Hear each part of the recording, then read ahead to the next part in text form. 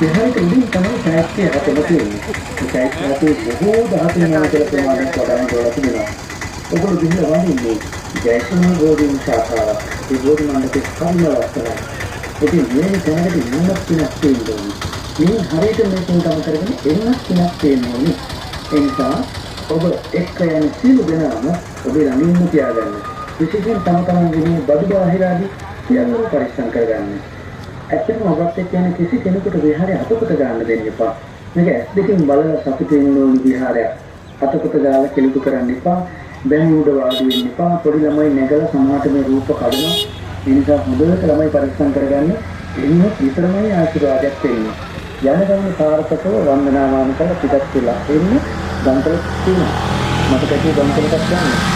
ඒ ගන්තරක පහල තමයි ඒක තියෙන්නේ. ඒ වගේම ඒක වගේ පාවිච්චි කරනවා. ඒක කියන්නේ නේද? ඒක කරන්නේ. සාමාන්‍ය අන්ලෝඩික බෞද්ධයන් නතර